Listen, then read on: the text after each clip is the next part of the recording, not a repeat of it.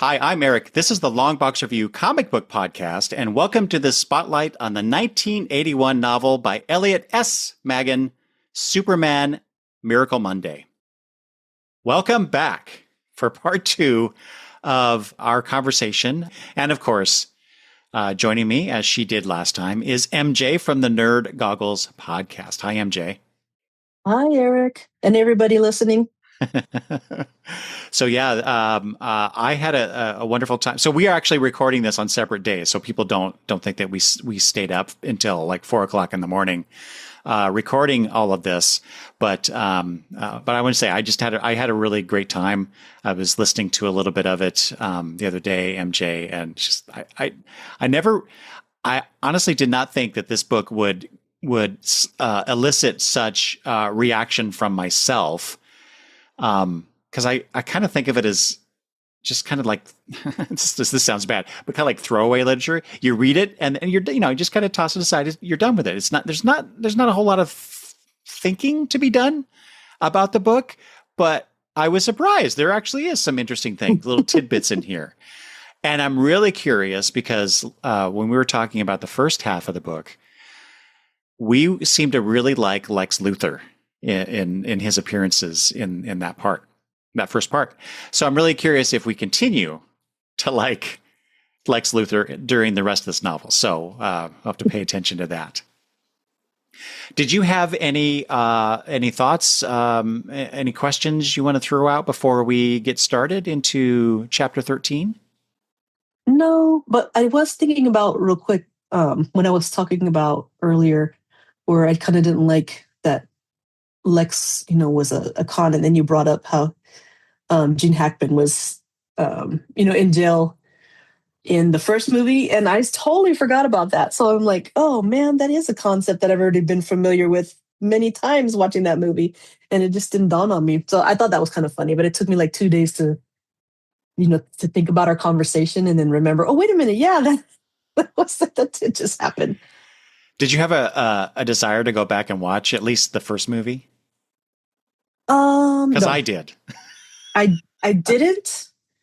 I didn't, honestly. I don't know why. I bet it did make me kind of want to watch the new one that I haven't seen yet. Mm-hmm. So. Oh, you definitely should do that. Yeah, I will pretty soon. I definitely will watch that one. All right. So shall we just dive in? Let's do it. All right. Chapter 13, Overachieving. Superman addresses several crises while Clark catalogs them for the news broadcast. Among them was a collapsed building, the same one Kristen Wells resided in. Superman goes to retrieve her, and CW Saturn asks him if he likes their handiwork, which are all those things that Superman addressed in this chapter. So CW Saturn talks through Kristen Wells. So we have her possessed by a demon. Any thoughts on this chapter? I actually liked this chapter a lot. I thought it was kind of fun, him trying to stop all these things. And then like my note on it was, and I think I put a quote here, says, Clark Kent would have, oh, no, I'm sorry. That's my own quote. Not a quote from the book. Sorry, y'all.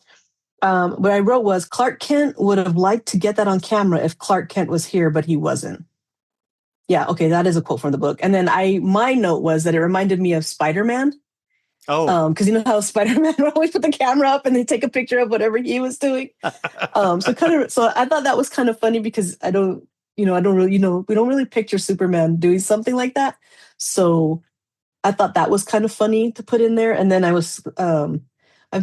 most of this book, I was trying to find like similarities to like today. So today would be people doing selfies, going out and recording themselves all the time, influencers. Right. Or whatever. So it gave me like that kind of vibe. So that was like my note on that chapter. But I did like how he went to each one of them and was like putting them out. And he was like, how we have talked about the first half of the book, how he was so strategic about things, that he was figuring, okay, I could do this, do this, and then I'll be able to put it all out. So I really did enjoy that. This part of the book was fun. As you said, strategic about things. One of the things I liked about this is his commitment to being Clark Kent. So all these things this these things are starting to happen. He's at his apartment and he gets a call from his boss, Morgan Edge. And, you know, he plays Clark very well, right? And even though all this stuff, you know, up through chapter 12 has been going on, he hasn't quite faced the bad guy, so to speak, until this one. But I like the way that Morgan Edge is leaving a message. Kent, did I wake you? Too bad. But Clark has answered the phone. Fine, thank you. Superman said in a groggy version of Clark Kent's voice. And yourself? It's Edge, Kent, and I called you to tell you this could be the most important day of your career. And and then he says, "Oh, sorry, Mr. Edge." Clark Kent fawned. Did I wake you? Just playing the buffoon, you know, so well. And just I just love that about Superman in this book. It's just Clark Kent is so much the humanness, the humanity of Superman, and I really enjoyed these little moments of comedy. I guess, I mean, they're played for comedy for the most part with Kent, but which mirrors the Christopher Reeve movies, because that they really played that up in the movies as well. And then it was kind of funny too with like, and if I remember correctly, with the helicopter, because they didn't wait for him. They took off, or he didn't make it there on time. But they didn't think anything of it, you know, because he was going to go off and do Superman things. So they didn't think about it. And then, like, I believe at the end, they were like, oh, Clark missed us or something like that. And then he's just there in the ground, you know. And if I'm remembering correctly, you could correct me if I'm wrong, but I'm pretty sure when they finally finished, he was like, oh, like, he just met up with him, you know, and then them not knowing that he went and did all this, that's him, that he did all this stuff. So he didn't miss out on anything. Yeah. But, you know, I thought that was kind of funny too. So yeah, this was like you said, I think this was a humorous chapter. And but then at the end, when CW Saturn confronts him, Saturn is doing this. Superman knows Saturn is doing these things. And Superman, after already having been warned by Max Maven, the illusionist, the magician, and he knows that it's not Kristen who's addressing him. He knows it's something other that calls himself CW Saturn. But then after that, Superman just kind of lets Kristen be. And I don't know. It's such a weird take.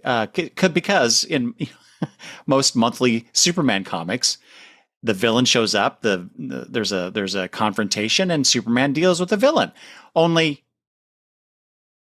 it's prolonged, procrastinated here in the novel for some reason. But I guess, you know, maybe grabbing Kristen and removing her from the situation would be, you know, unethical because it's kidnapping. I don't know. Well, do you think it was because before he knew that CW Saturn had like possessed her or whatever, that he had like a little bit, because wasn't he supposed to go on a date with her? Wasn't that originally how it was, or something like that, before it was Jimmy? No. It was just Jimmy, and Clark was supposed to be her best friend. Okay. They're supposed to have already known each other. Lois was trying to set this up, and so she was telling Clark all this stuff about Kristen, and then Clark meets her for the first time and says, "Oh, we're friends" or something. I don't remember the line exactly. But. Oh, okay. Because for some reason I thought that they were like gonna go on a date, but then it didn't happen, and then that's when it ended up being Jimmy. So maybe I'm remembering wrong. I guess I misspoke. I'm looking at the end of that chapter here, and Superman knows it's Kristen because he's obviously met her before, but Kristen's not behaving like Kristen. She's not talking like Kristen, and so I guess Superman just kind of he doesn't face it head on, and maybe that's what I'm reacting to. He's not really engaging with Kristen. He does say, "Who are you? Who is Kristen Wells? Is that what you want to know? No. Who are you?" So he knows it's not Kristen in there. Yeah. Someone you are going to get to know better. I have no use for riddles, he says. And then, and then Kristen, I guess CW or Saturn relinquishes control or something, and then it's Kristen there, right? So something's going on, and yet he just kind of lets her go. Well, I think he kind of did too, like what the same sort of the same thing what Lex did, because didn't he wasn't he trying to do that too? Kind of like I don't want to say hypnotize, but like get into Clark. Like kind of do I thought he was trying to do the same thing to Clark, what he was trying to do to Lex. And Lex figured out how to not be The taken control over thing. or the control, thank you. And that he was gonna try to do that to Superman too, but Superman did sort of the same. I don't think he did the same thing. I can't really remember that Lex did, but it felt like he was also able to not be controlled by him, like figured out a way not to be controlled by him. And maybe it was because he already knew that, that Kristen was being possessed or whatever. Actually, I'm gonna see here. No. Kristen does not say that she's CW Saturn in this chapter. So I think I got that confused. I think obviously that comes later. Okay. It's all right. We got this, guys. I mean, it's a novel. Yeah, it's a lot of stuff happening. This is why I so much enjoy listening to your Nerd Goggles podcast, because you make it sound so effortless talking about a novel. I'm used to talking about a 22-page comic book every time. So it's a lot. So much stuff happens. All right, I think it's your turn to do the journal, and then you have chapter 14. Is that all right if you do 2 in a row? That's fine. Again, the journal. I think that's Eric's note. Again, the journal. No, that's actually what the title. Yeah. Okay. That's funny. Right. CW Saturn writes in Kristen's journal telling us that he has fully taken control of her. He tells of other calamities caused by it/her that Superman has dealt with in order to tire the Man of Steel, but Saturn is not done yet. Did you feel like Superman got tired? Because I didn't feel like he did. I was thinking ahead. This is obviously, CW Saturn is fully in control, right? Isn't that what he? Mm-hmm. Yeah, I have taken the identity of the girl, Kristen Wells. I will no longer have to relinquish control of the mortal's mind, which we saw just in the previous page. Okay, so then, yeah, I this is where I start to think, I'm not really sure what Saturn's goal here is. I mean, other than, his goal, as he was, the task he was given by his master was basically destroy Superman. But all Saturn seems to be doing is trying to tire him out for some reason. The implication is that if Superman gets too tired dealing with all this stuff, he'll be weaker in some way and therefore more vulnerable to Saturn destroying him. I don't know. That's just it. Or controlling him. Yeah. Also. But again, he's not even supposed to. He's not even supposed to do that. He's just supposed to destroy him. And his ultimate ploy, we find out later. But it's just like, at this point in the novel, I was like, what? I don't understand. Why do you think Superman is going to just give up? Well, I think he had a lot of hubris. Saturn? Because he was, because, even in the beginning, he was kind of cocky, Well, and, there was that, I forget which chapter it is now, it was in now, but there was a list of, all the things that he did where he won, so to speak, right? But he did lose a few times. But it seemed like, in the way, from what I recall, the descriptions of his wins, yeah, he does seem to come across that way. Like, I'm the big man on campus. But otherwise, I wanted to point this out because this is also where it gets a little wonky time-wise for me, because the date for this entry is implied. If I'm going to try and find the spot, it's implied that this is the beginning of May when this journal entry is written. And I forget now where it says that. Oh yeah, just at the end, at the onset of a frigid May. So 1 or 2 days into May, let's just say. So that means that in the remaining 65 pages, that's right. there are 3 weeks left because we know that Miracle Monday is the third Monday in May. So, okay, so just keep that in mind because I think it gets a little weirder than that. Yeah. All right. Chapter 14, Skovarsky's Plague. Dr. David Skovarsky announces that Superman is spreading an eczema illness, aka the itching sickness, and eventually procures a lock of Superman's hair. It turns out that Skovarsky is one of Lex's aliases. This was another funny chapter for me because I was like, what in the heck is happening here? People are just falling for it. Like, again, this was another thing that I was like, I was correlating it to what was happening today with certain things, that all these weird conspiracies that people are believing, and going into one of the quotes I have here is, once the news of Skovarsky's involvement got out, hysterical cases of itchy sickness would actually begin to appear around the world wherever Superman went. And I was like, oh my gosh. And people were believing this. People will believe anything. It's such an elaborate hoax that Lex just seems to be able to whip up in no time.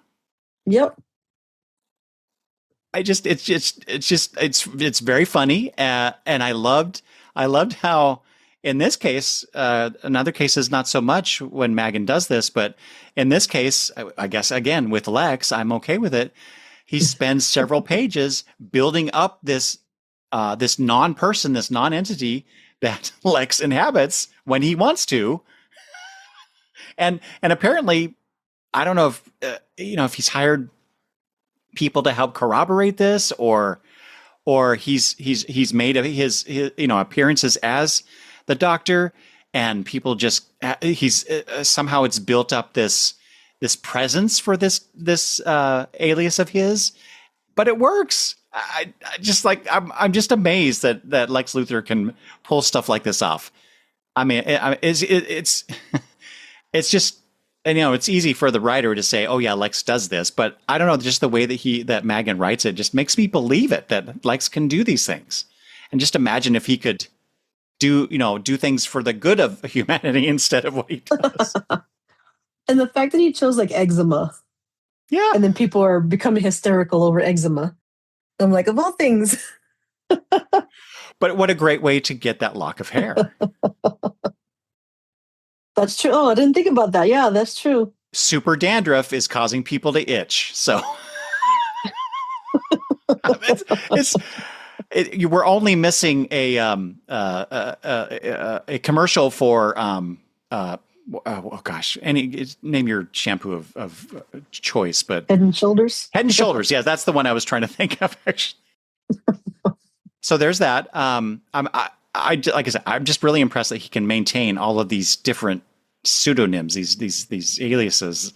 We've already seen a couple already, or been told about a few, and now we have another one. Yeah, and he had to, and going back to what you were saying, you don't know if he had like some cronies or whatever to collaborate. Wait, I can't say the word. This Doctor's existence, but he had some goons for when he was the artist.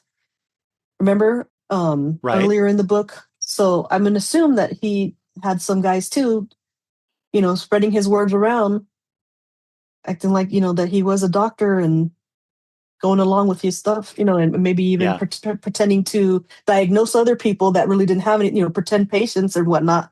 So I'm sure he had to have some people working for him. Yeah. It's just the network of things that he has had to have set up for all this to work is just impressive. And who has the time for that? But what would you expect from the world's smartest man, right? The last thing I'll mention, about this particular chapter is that Kristen in a previous chapter had mentioned this outbreak. Oh, maybe not by the same name, but like one of the earlier journal entries, she mentioned something about this. So I like that Maggin has set it up for us in just a passing comment, and now we get to see the details of it. So that was really cool, I thought. I must have missed that the first time, because otherwise I would have put that down in the notes. I mean, there's just so many details to keep track of, right? And here is where we get a good, I think this next one, the next chapter here, there's a lot of stuff going on here, which is chapter 15, the special report. Clark Kent hosts a special report about the swath of unexpected events across the world, like tadpoles polluting most of South Carolina's city reservoir systems, migraines afflicting Middle Eastern heads of state, and swarms of locusts over the Western European countryside, among others. Meanwhile, Luthor is working to duplicate Superman's hair. This causes him to reflect on an encounter he had with Clark in college. Then C.W. Saturn, in the body of Kristen Wells, appears on the newsroom set and blasts Clark with eldritch energy, burning away his clothes to reveal Clark and Superman are indeed the same person. So, there's just a lot, right, with all that going on. I want to talk about, again, Lex. Let's talk about Lex. Because that reminiscence that he has, so Lex takes on another persona. What was his name? Hemingway, something Hemingway. Yes, with 2 M's, I think. Hemingway with 2 M's. Yeah, Michael Hemingway with 2 M's, and he's there. I think the implication is he's actually trying to do something productive. He's not trying to take over the world or get one over on anybody, other than the fact that he's assumed an alias and is doing this. But Clark Kent is also at Metropolis University and confronts him at some point and says, by the way, Lex, who do you think you're fooling? Excuse me? I asked who you thought you were fooling. Isn't this project for Maslow's class? What of it? Well, I just don't think you're fooling a guy like Maslow any more than you fool me is all. I haven't got the slightest idea of what you're talking about. Oh, come off it, Lex. Lex? What's a Lex? Is that somebody's name? I'm Michael Hemingway with 2 M's. I assume you're, what did it say there? Clark Kent? You're no Michael Hemingway any more than I'm Superboy. And they just go on, for a few more minutes like that.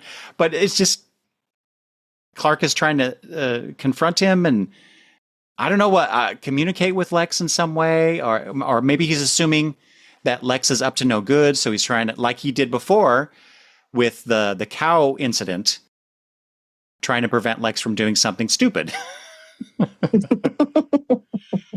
And just the dialogue that they have between each other every time is just so, I mean, it's kind of humorous, but not like, I don't feel like it's like meant to be really like comedic, but it just feels like, I don't want to say wholesome either, but it's just like, they're just having like a genuine conversation, but like Clark is being like totally honest with him. But then, Lex is pulling stuff out of his booty, but it's just like the way I just like how they're complimenting each other, with their repertoire. He's still going along with it, even though he knows the jig is up. He knows Clark doesn't know it's him, but he's still going to pretend he's this Hemingway till till the cows come home. To call back to the cows story, but I just love like this dialogue, and then again, I just wish that we had some more of it. Like, how we've been saying this whole book, it's nice to have a different villain for Superman sometimes, that it's not always right. Lex, but we have Lex in this book, and the two of them together is just so great that you want it. But I guess maybe if he was completely the villain, it might not have been so good. Oh yeah, you know what I mean? Because right here it's just that they kind of have a playfulness. I think that's probably the word that I'm looking for. There's a playfulness between the two of them, and had he been the main villain, we wouldn't have had that. Yeah, I think there would be more like anger or on Lex's part, or more diabolical stuff happening here. Where here it's just almost like two friends kind of just like running into each other once in a blue moon, like, what are you doing now? Yeah, it reminds me of like a friendly rivalry, like between sports fans, right? So, but they have a much more personal connection otherwise. So. Yeah. And then Clark writes in this letter, types him out a note. Dear Lex, I'm really sorry if I got you upset today and ruined your game, whatever it is. And I know you always have good reasons for doing the things you do. But I've got an idea, and this is he basically compliments Lex on coming up with this new identity to do this thing. And it seems to me that if someone could somehow guarantee that if you decided never to commit a crime again, to go straight, if someone can then make it so Superman never came after you again, then that would be just like a pardon. What I'm getting at is that I can do that, honest. And then he offers to meet me at this hotel lobby at a certain time. And if he's there, the implication here is that he's going to tell Lex who he is. But of course, Lex doesn't do that. Lex is sometimes his own worst, well, probably all the time is his own worst enemy. And of course tries to kidnap Clark, but Superman takes him to jail. But I like how Clark here is, more than anything else that we've seen so far in the book, he's much more aggressive about it. He's much more confrontational, and that's a little different, and quite refreshing actually, because usually Clark Kent, the adult Clark Kent, is portrayed as quite milquetoast. Mm-hmm. He's just there and bumbling around and letting people pull one over him. Steve Lombard is always trying to pull one over on him. Things like that. But this college age Clark is, and I think that kind of makes sense. I felt like, looking back on my own life, I felt like I was a little more cocky when I was in college than I am now. And I think I'm better for it, but I was that way. So I can see that with Clark as well. So I just really like that. Anything else for that chapter? I have a couple things I want to throw your way. No, the only thing I had was about that I just thought it was funny how he kept saying he was Hemingway with the M's. Yeah. He was like, you don't have to keep saying. It's like one of those little details that a person, say, I don't know, middle school or high school, trying to come off as an adult would repeat to an adult to make it sound like they're an adult, but it's really obvious that they're not. So anyway, last time, I don't remember at what chapter you brought this up, but you brought up the idea of Superman as a Christ-like figure. Mm-hmm. And I said at the time, I got to come back to this, because this is like I said in the description, CW Saturn appears and reveals to the world that Clark Kent is Superman. So the idea I had is a very simple one, but if you consider Superman a Christ-like figure, well, Christ was sacrificed. So is it Clark Kent who is the sacrifice here? Well, that's what they made it seem, was that now he could never use that alias again that was taken from him. Mm-hmm. I think I did feel a little sad for him when that happened, which was surprising, because I didn't see that happening like that. But I did feel like, he was there in the studio or whatever, and like being exposed like that to everybody without his consent or without his, him meaning to. I did kind of feel that. So I feel like, as far as something that was, the opposite of being humorous, what we were seeing like earlier, this is where it gets a little bit, I don't want to say darker, but just yeah, and it's the story takes a little bit of a turn here after, where before that we're just, like we're saying, we're laughing about, the him and Luther having that flashback or whatever, and then all of a sudden this happens or whatever. But I did feel like I did like that, and I just I thought that felt kind of different to me because I wasn't expecting it. And I don't know if I'm conveying what I want to say. No, I think so. Properly. I just really like that symbolism that's being played with here. Superman has always come across as Christ-like, or even, just comparison to Moses, right? Because he was washed up on the shores of Earth and became someone great. Mm-hmm. But the idea of Clark Kent being the sacrificial lamb, so to speak, I'm sure other comic book writers have played with this idea. In fact, this scene where C.W. Saturn blasts Clark and reveals, Alan Moore did that. Alan Moore and Kurt Swan, I think it was, that did the art. Have you read that story that I'm referring to? I can't remember the name of it right now. I was going to try and look it up. I don't think I did, no. Oh, okay. So this actually goes to another thing I was going to bring up later. So maybe I'll save it. I'll save that part for then. But basically, the same thing happens to Clark. He's revealed to the world as Clark is Superman, and he has to deal with it. But it's done in a much different way than in this novel. So I think for me too, it hit hard because it was like his friend that did that to him. Even though we know that C.W. Saturn is inside of her, he's seeing her still, you know. So I think for me, that's what brings some of that emotion to me and feeling like bad for Superman or for Clark. Yeah, this is where Kristen says, well, Clark said to Kristen, "This is a hardly appropriate behavior for I am Saturn," the voice from Kristen Wells said. So now he knows for sure that it is the creature that he has been warned about. And then at the end of the chapter, this is really funny too. It's nice because we get this really critical moment for Clark Kent Superman, and then the rug's kind of pulled out from underneath us with this bit of comedy from Dr. Skavarsky, where he says, "That son of a rabid terrier," Luther wailed from behind the still intact disguise of David Skavarsky. "That was his secret, damn him. He was that wimp all along."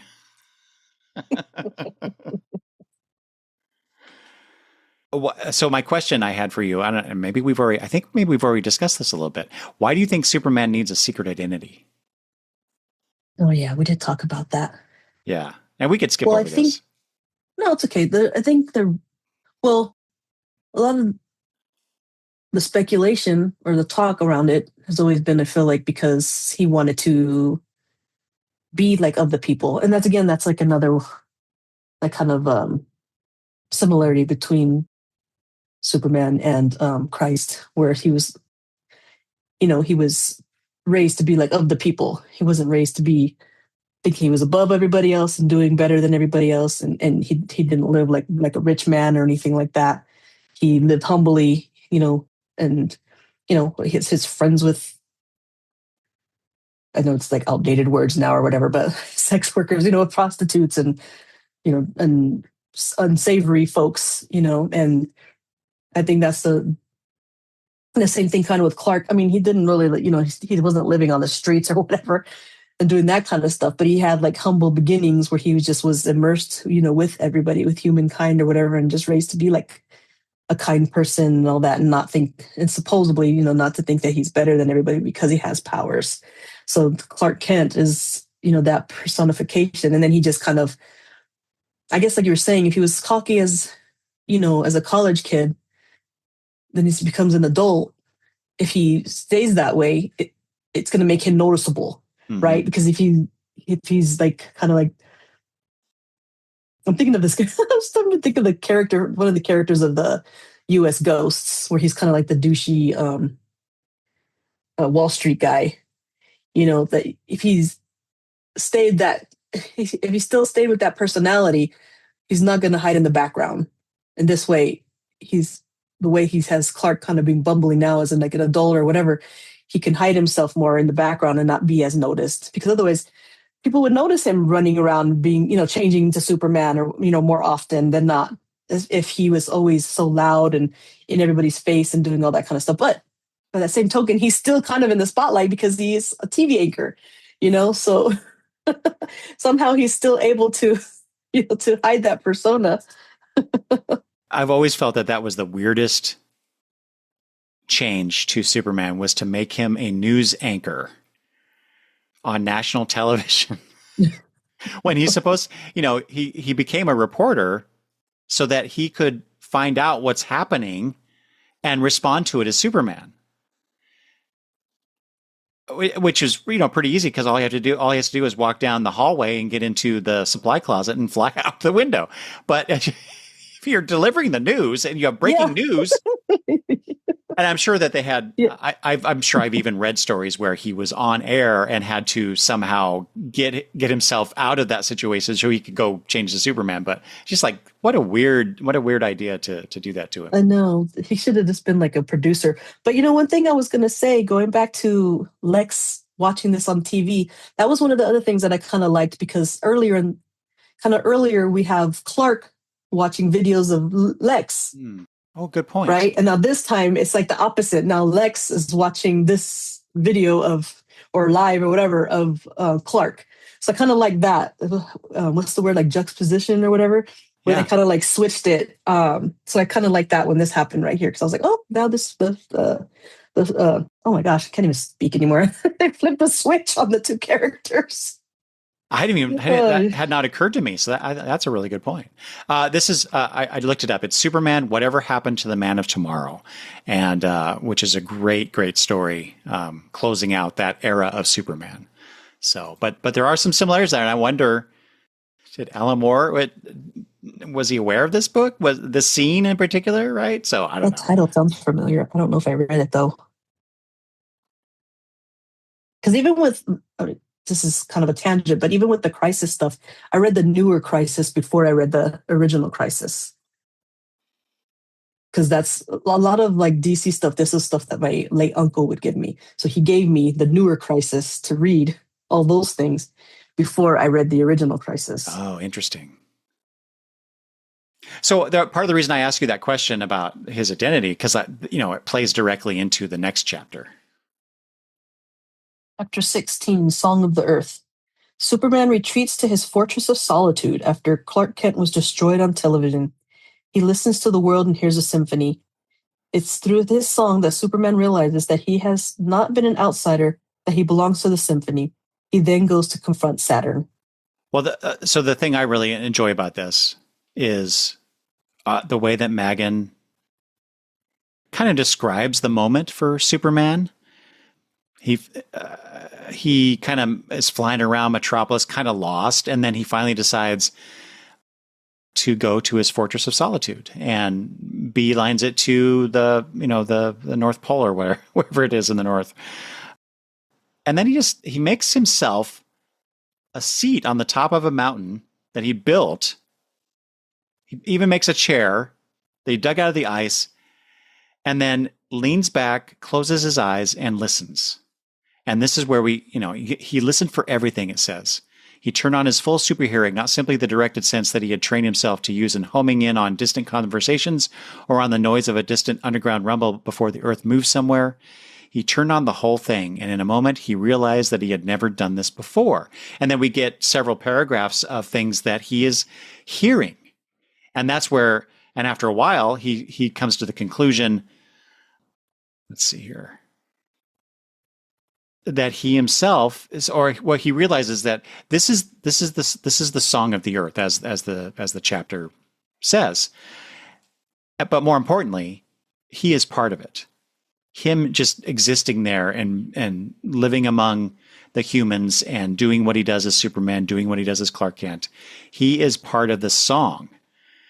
And I thought that was, as it says here, he was not, in the overall scheme of things, an outsider. And that is one of the things that I think a lot of people get wrong about Superman when they go, or when they try to portray him, he's the alien. He doesn't belong here, but he's trying to fit in. And I mean, that's a good metaphor. That's a good metaphor. That's a good way to convey the immigrant experience. But what they try to do too much, I think, is to isolate him and make him, portray him more as an alien, like alien species, not an alien immigrant. I know what you mean. So I don't like it when they go too far into that, because he is, even though he's from the planet Krypton, he is the embodiment of the best of humanity. I mean, that's why I love Superman. That's my Superman. That's the reason I think he's the best superhero of them all, is because he is so good and inspires others to do that. So to be that good. So My only problem with I do have a problem with this chapter though, is that it's so quick. It's only like 4 or 5 pages. I wish there was a little bit more to flesh it out. But then again, maybe we don't need that. Maybe I'm just wanting some more detail that we don't really need. Because he does go through that process of, I'm hearing this. I'm devastated because a part of me has died. And I think in the last chapter there, or maybe it was at the beginning of this one, where he feels like he is dying because a part of him did die on national television. And he's grieving. I think that's what they don't, Maggin doesn't come out and say that here, but his whole thing when he retreats to the fortress is that he is grieving the loss of Clark Kent. But he, instead of isolating himself as many of us tend to do when we lose a loved one, he opens himself up to everything. And I just think that's a really beautiful moment. Maybe even one of the best moments. That's probably why it's not that long of a chapter. Yeah, it did what it needed to do, and I'm just trying to make it more important than it already is. All right, chapter 17, General Destruction. 8 calamitous events had occurred while Superman was gone. I have a list here. The Pan American building was upside down, standing on its heliport above Grand Central Terminal. A geyser of crude oil was spurting out the top of the Exxon building and tying up traffic on 6th and 7th Avenues. Let's see here. I'll try to pick out some of the nice ones or interesting ones. Oh, the steering wheels of all the cars in Midtown had suddenly vanished, whether the cars were moving or not. Oh, and that's important for what I was gonna say. So many weird things. Yeah. 56th Street and its restaurants were infested with frogs. Just these crazy things, something with dogs. And so then Superman has to go deal with all of these things. But then as soon as he actually fixes it, then things revert. So there's that. Okay, now I have to go on with the rest of the chapter. Yeah, as I said, after he addresses them, the problem disappears. He confronts Saturn, demanding to know what it's trying to do. Saturn replies, "I have come to make you unnecessary." He tries to solicit help from, Superman tries to solicit help from Lena, but she faints. He then goes to Max Maven, who tells him that he has to defeat Saturn, but doesn't know how. If Superman does not defeat Saturn, the space-time continuum and more will break down, killing all life. And then even more catastrophes occur, such as another eight things. Wait a minute.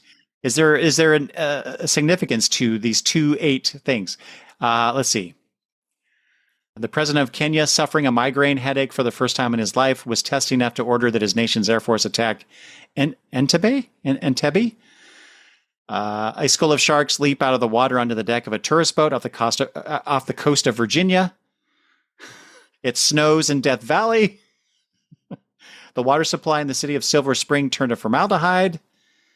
Things like that. And this is where it says, this went on for weeks. And this is also the time where he left his lock of hair for David Skavarsky at the Center for the Study of Short-Lived Phenomena. When you were bringing up Lena right here, and then she faints and she wasn't like any help or anything like that, I do feel like this book really just let me down with all the women characters. Oh, because yes. of this, I feel like Lena was another character that had like potential. And it was almost the same thing like what happened with Kristen. It was like you brought her in, she had like this history, and then we find out that she has like this ability or whatever. And I'm not going to say like a superpower, but she does have like this gift or whatever. And then for what? Like she didn't even get to really use it for anything. It's just like left flat. And then the character is left flat. Why did they even bring up that she was Lex's sister? Like, I thought there was going to be some sort of revelation that Lex finds out somehow that this was his sister, So everything to do with all the female characters just really like disappointed me in this book. Oh yeah, totally agree. In fact, we have the next chapter deals with Lois, and I'm sure we'll talk about that a little bit more. But then again, I think a lot of the male characters do too, other than Superman when he's doing super stuff, and Lex. Clark Kent even, I think, gets a little bit of a short shrift as well. Oh, that's true, because he's not Clark Kent. We don't see much of Clark Kent. So the thing I alluded to earlier is that, as with, do I want to say this? I don't want to spoil anything for that. If you ever go read the man who has whichever Alan Moore thing I said earlier, but Mixes-Pitalik has a major part in that story, and so the way that these 16 calamitous events that are described in this chapter, like the Pan Am building being turned upside down, and so it's funny that you brought him up. Sorry, go ahead and finish your thought. No, go ahead. No, I was just going to say, it's funny that you brought that character up, because originally that's who I thought CW Saturn was going to be, and that he was using an alias. And so I was waiting for him to be the villain of this story. And I would totally agree with you. If this is the first time I read this, after all these years of reading Superman comic books, that's exactly what I would think. But it made me wonder if Maggin had thought of using Mixes-Pitalik as the villain in this story ultimately, and do exactly what you just said. And that would oh my God, that would work perfectly with the whole Lex personas. Mm-hmm. And here's Mixes-Pitalik doing the same thing. Anyway, so I don't know if that was a lost opportunity, or it's just like, well, no, we can't do that, because then it becomes a little too, I don't know, Silver Age Superman, little too, I don't know, sophomoric, perhaps. So, and then finally, I said at the end there, it says this went on for weeks. So, 2 sections ago with CW Saturn's journal entry, it says it's at the beginning of May. So when someone says this went on for weeks, what does that make you think? How many weeks are we talking about here? If somebody says something went on for weeks, I'm thinking probably, I don't know, maybe a couple months. Oh, wow. Not a month. Maybe a few. For some people is like 3. For me, a few weeks is more than a month. Well, I was thinking 3 or more, and it could vary, right? But that's a problem though, because if it's that, I mean, the 4 weeks has to be only 2 weeks, maybe 2 weeks and a day or two, right? Because we're already at the beginning of May, and we have about 15. I'll say, just for the sake of argument, 15 days between that journal entry and this chapter.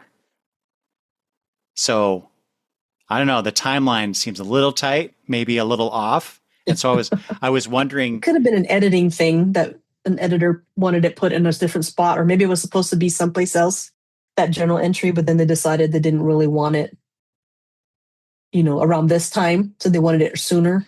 Yeah.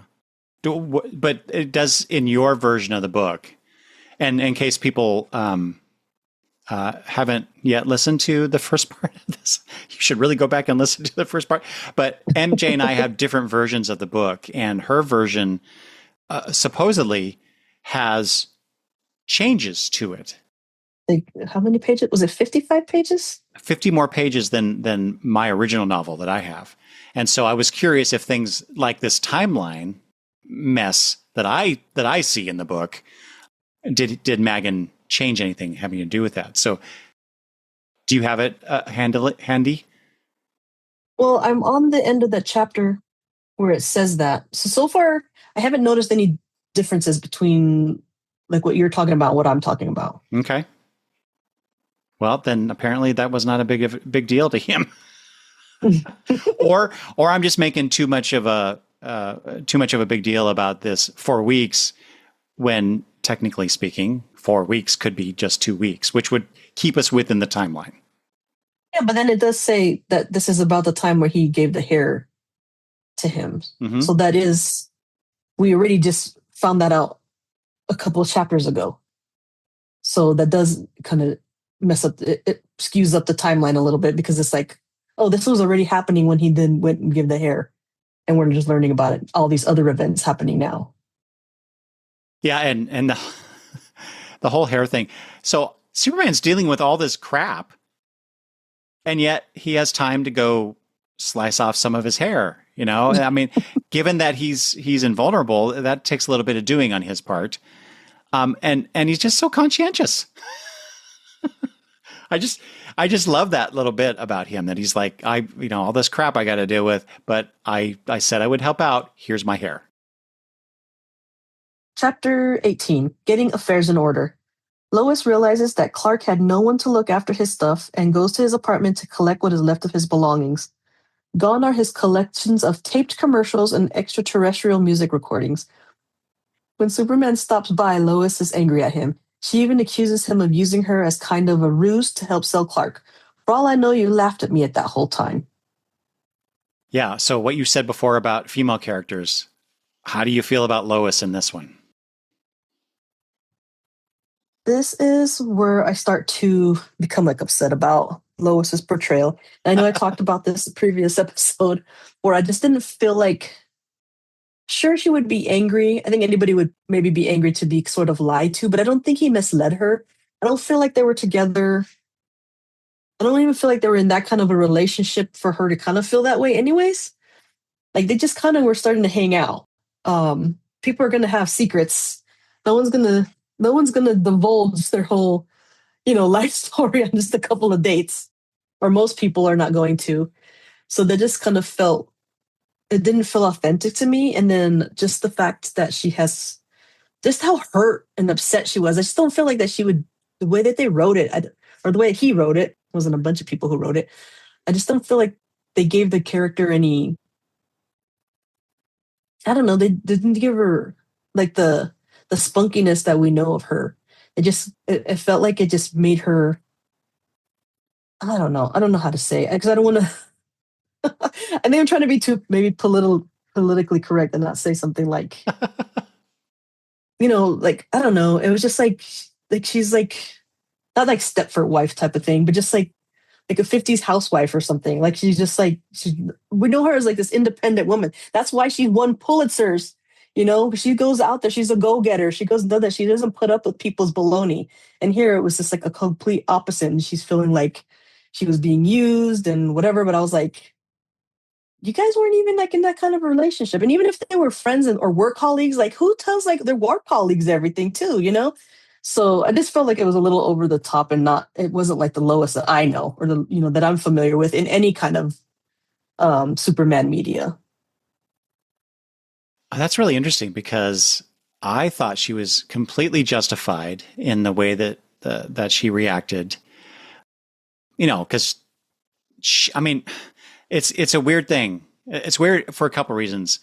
One is her and Superman are dating. We got that previous chapter when he took her to the hot springs, and she's friends with Clark. We saw her interacting with him, and she's comfortable around him, and involves him in her schemes, and then to find out that they're both the same person, and he did not care enough about her to tell her this.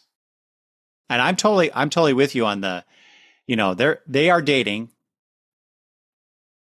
and who knows how chaste this relationship is because it's IP, but although I mean they did do it in Superman 2, so I don't know. Anyway, that's beside the point. So where was I going with this? Like I said, I agree with you that he doesn't owe her anything. So maybe she is overreacting, but then that overreacting is going into that stereotype that you're talking about. So yeah, I can see that, but I can I guess more understand her feelings of betrayal and her anger about that. And I thought that was pretty well done.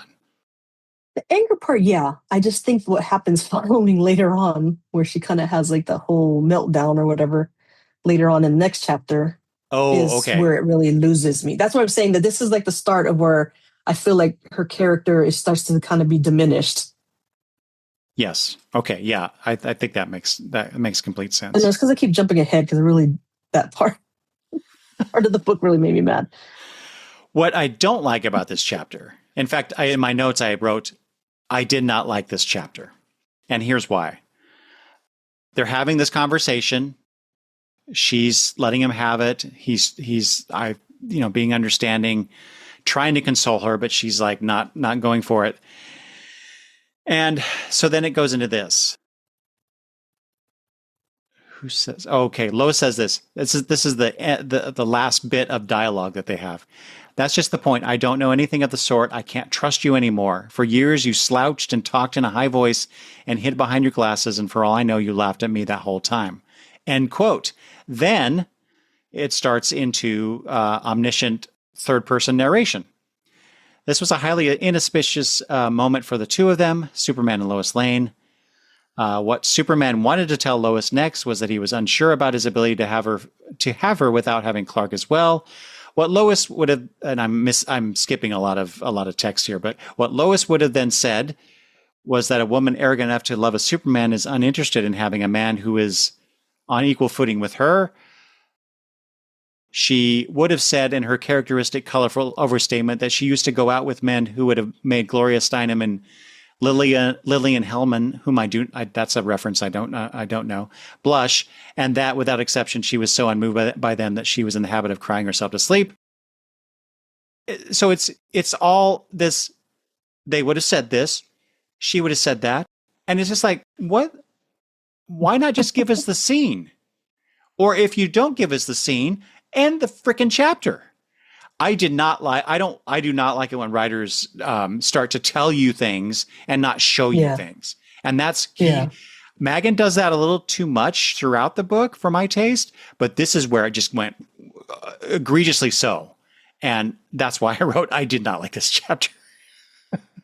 And so we're left to believe that Lois says that one thing to him that I know you laughed at me the whole time. And so in actuality, she said that, and did Superman just leave? What happened there?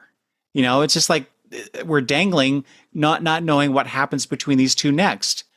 And the next thing that we have is Lois in the next chapter doing the thing that you object to. So it's just like, what? This is bad writing. Sorry, Mr. Maggin. Yeah. Well, yeah, and that's that part right there. And that's what I'm saying, like, where it kind of fell off for me, because that, to me, that's like a really insecure person to be like, oh, you laughed at me this whole time, and like be upset. And I didn't feel like that was how Lois would react to it. And also the other thing too was, and correct me if I'm wrong, wasn't she like all like goo over Superman too? And not to like take Clark's side, but it's like, how is he going to trust her? Not really like trust, but like feel like he can tell her how does he know that she really likes him when she's saying that she likes Superman? So it's like, it's the same thing.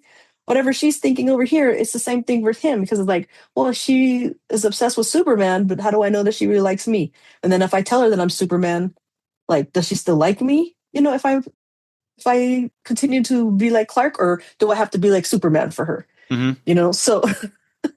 Well, you just summed up 60 years of a love triangle in the Superman comics. Okay, move on. Are we done with that one? Yeah. Okay, chapter 19, the alternatives.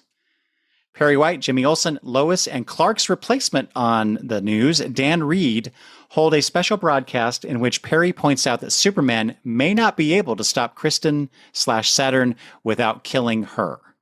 He surmises that perhaps there is no more Kristen Wells, that Saturn has killed her and just animates her body. Perry reiterates, quote, Superman has no alternative but to kill the body of Kristen Wells. And I have 4 points about this whole thing. Number one, this does not sound like Perry White to me.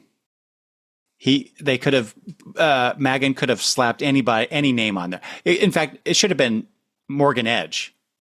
That would have been, I think, the better character, because Morgan Edge is more abrasive and whatnot. And So as I wrote here, he's a plot contrivance in order to state the immoral thing.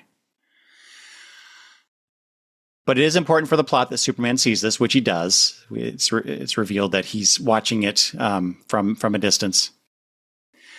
I do like, however, that the last paragraph where Jimmy is described as hating Perry for what Perry said in that interview until he realizes that the man in the bathroom stall next to him is puking his breakfast out. That man is Perry. And I just thought it was a very human moment for the character, even though, like I said, it doesn't sound like Perry to me. And then again, I'll point out the timeline. This chapter is the day before Miracle Monday. Do you want to talk more about the Lois bit in this? Yeah, no, I mean, not really, because I've talked about it enough. The quote I had was where it says Lois looked as though she was about to say something when instead she gulped hard and ran from the studio. That was another thing that bothered me because I didn't feel like that she would do that. I feel like she would just stay there and, and fight or something, or her face. More likely she would go report on what's going on. Or that too. Do her job. That's what Lois Lane that we know, that we love, would do. She'd be out doing the work and not crying on television. One of the other quotes that I put was I think this was Jimmy saying, it says, "What do you call him?" Reed asks. "Call him? What would you call Clark Kent if he came for a cup of coffee with you?" "Oh, I get you. I say, hi, Superman." This is where I think our last episode I was talking about where usually the superhero doesn't name themselves. It's usually the reporters that name them. So why would you call him Superman? And then I felt like they took so long to bring up Kal-El, which then we got that later. So I was like, why wouldn't you ask him what his name is? Because his name is not Superman, right? He's Clark Kent. Superman was something the press gave him that name. So why don't you ask him, what is your name from your planet? He didn't come up with the name Superman. So that part kind of irritated me too. So I was like, you say hello, Superman. I don't know. So I thought that one was kind of a silly quote or that silly dialogue when you saying that. I was like, oh my gosh. That's a good point. Yeah. Why, especially like Jimmy. Yeah, Jimmy and Lois. It seems like they would be on more familiar terms with Superman. So, I mean, Wonder Woman has traditionally, in the modern era, refers to him as Kal, not Superman. So It makes sense to me that it's not like he keeps his Kryptonian name secret, but he also doesn't just offer it. But they're friends of his, so I think he would. Yeah, that's a good point. I forgot to mention this. I talked about Mxyzptlk before, and he's actually named here at the very beginning of the chapter because they compare what CW Saturn is doing to what Mxyzptlk has done in the past. So I thought that was rather clever. So I bet he toyed with it like we were talking about. He probably toyed with it, but then maybe decided, and I know you're listening to that podcast, so I don't know if he brought it up, but maybe then decided if he was going to use aliases, he liked the idea of doing it with just Lex better than doing that with CW Saturn. Mm-hmm. And then kind of that, because then that did kind of keep us guessing for a little bit because, like we both, I mean, I know you kind of like agreed with me when I said that's what I was feeling with, but I don't know what you thought when you first read the book. But me being a first-time reader of the book, that's exactly who I thought the villain was going to be. So, and I think that's what they wanted us. I feel like maybe that's what he did want us to think in the beginning. So now, because he's not, they're going to bring this up to be like, oh, nope, it wasn't him after all. Just kind of like put him in there. Chapter 20? Chapter 20, The Standard Nightmare. Superman dreams of his foster parents coming to have dinner with his birth parents. It ends when Martha Kent calls Kal-El Clark and Kristen/Saturn addresses him, letting him know that it has unleashed nuclear Armageddon on the world. Superman manages to prevent the total destruction of Earth and resolves to finally confront Saturn in Metropolis. And then my note was, finally, he's called Kal-El. I just felt like it took a long time. Well, it's kind of funny because sometimes I hate like they do it every so often in the comics too, where I get tired of hearing the origin story all the time. Maybe they might do something a little bit different. And I really hate it in the movies because I just want the movies to go on and, just start whatever's going to happen. Start the story. I don't want to hear how many times Spider-Man lost his uncle and then had to do this or whatever, Same thing with Superman, like I don't, or even like Bruce Wayne, or his parents got killed after they left or whatever. I get tired of hearing that every time there's a new iteration of these heroes because most of us have seen the old stuff already. And so it's like, I don't want to hear it all over again. So I guess in this respect, he didn't put it in the beginning of the book. He put it somewhere towards the end. So that's different. But I did, when I, commented about Jimmy talking about, what do we call him, Superman? I was like, I kind of wish they would have brought up Kal-El like sooner. I don't know. It's just there's certain little things, like I know that we talked about that just irked me, and those were one of them. And that's, to me, for me, that felt like a continuity thing that I wanted to have earlier on a little bit of the background story of Cal. Well, I wondered, because it's been so long, and I read it second, but that The Last Son of Krypton, which was the first book of this 2-book series, I think that Maggin went into a lot more of Superman as Kal-El, his origin story and whatnot. So I wonder if he felt like that was all you had to do is go read that book, and then you can read this one as a second chapter, so to speak.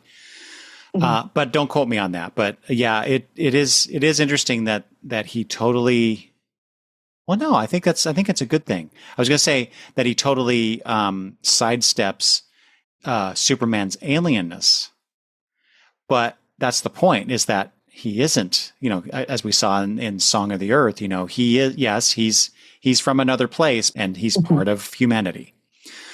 But so I tend to sometimes look at these things and go, okay, what's going on here? Because the chapter is called The Standard Nightmare.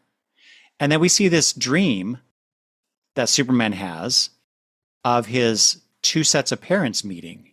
And everything's going along just fine until Martha calls him Clark, which I believe is it comes across as, oh, that's a faux pas because his name is Kal-El. But what does that have to do with the story? Because we've already, as we've just said, he's already accepted himself as a part of Earth, a part of humanity. It makes more sense to me that this came before that he had that dream before, because he's still thinking in terms of himself not being quite a part of humanity. He's still the other. But this is just reiterating that. So I did not understand that bit. And then the standard nightmare, is this his standard nightmare? But the chapter starts off with a whole paragraph about what the standard nightmare in the 1980s was for Americans, and that is nuclear Armageddon with Russia. That was our existential crisis. Was that we were going to wake up one day and nuclear rain was going to fall down on us. Oh my gosh, now somebody's going to write existential crisis on Infinite Earths.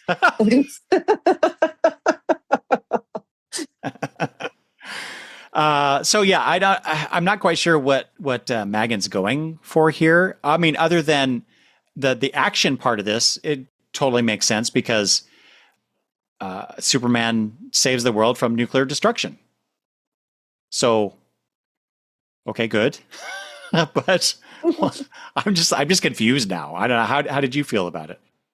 I just think that it's maybe like kind of what you were saying. It's just the placement of it. Like maybe this chapter or certain portions of the chapter, like that dream, would have been better when he was exposed and then went to his Fortress of Solitude. It feels like this would be this would have been a good place to put that. That because he's sitting there, he has this dream, he thinks about this or whatever, right? And then afterwards, that's when he's like, now, like you said, opened him up. Then after this would happen, then after he opens himself up and, and feels like him, but, becomes like part of the world or whatever.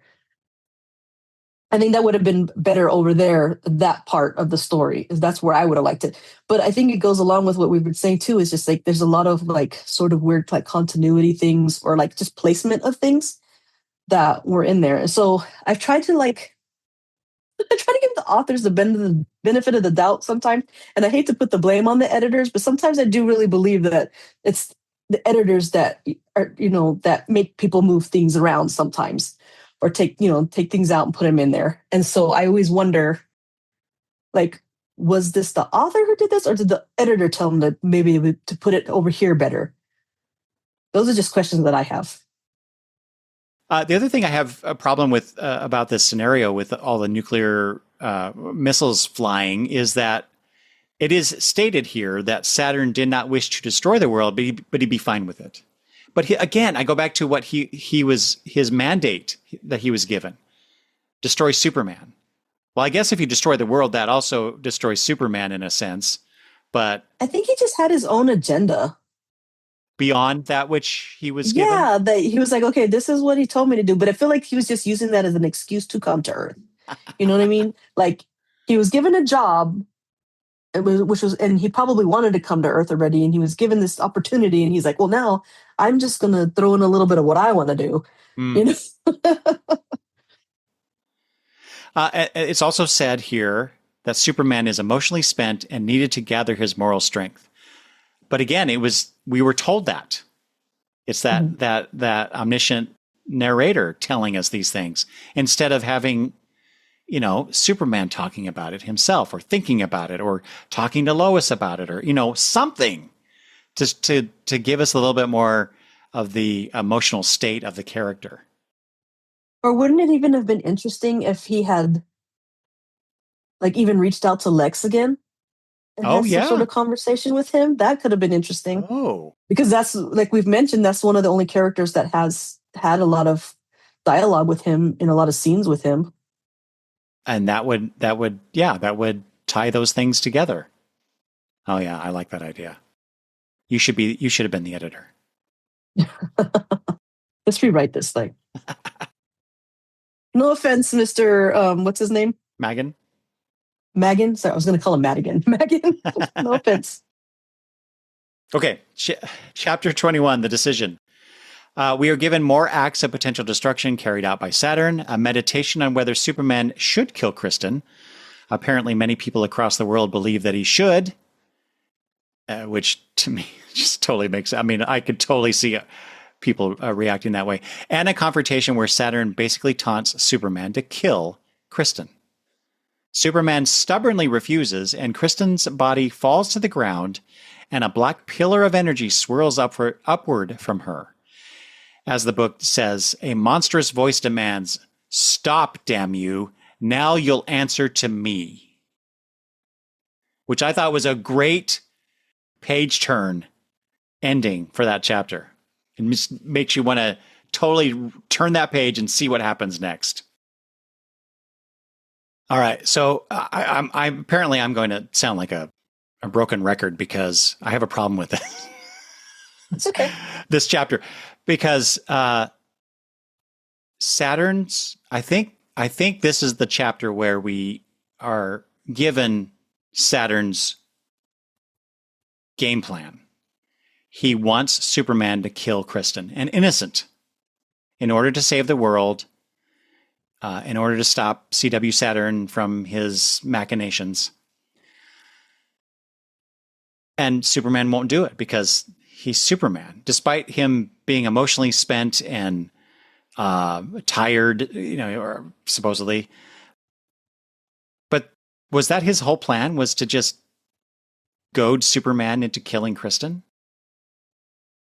Well, so this is another thing that I've always heard over the years in regards to like Superman and Batman, right? Superman doesn't kill, Batman will, so to speak. Okay. And so if Superman kills somebody, then no one's really going to trust him anymore. right? Because they know that he's always helping people and all that kind of stuff. And if he kills somebody, technically, it would almost make him, I hate to say this, but more human, because humans, Yeah. a lot of humans do kill people, whereas, he's not going to do that. If he does that, then that he's kind of lowering himself to all the bad traits that people think of humans. And so that's probably what he wanted him to do, that, because then he would lose like that respect, because people know that he's going to do more, he's going to help more than harm people. Well, it also goes back to like the second chapter where Superboy, Clark is Superboy, makes that declaration to himself, to the heavens, that he would spend the rest of his life helping others. And if he did anything that would violate that, he would give up being a super being altogether.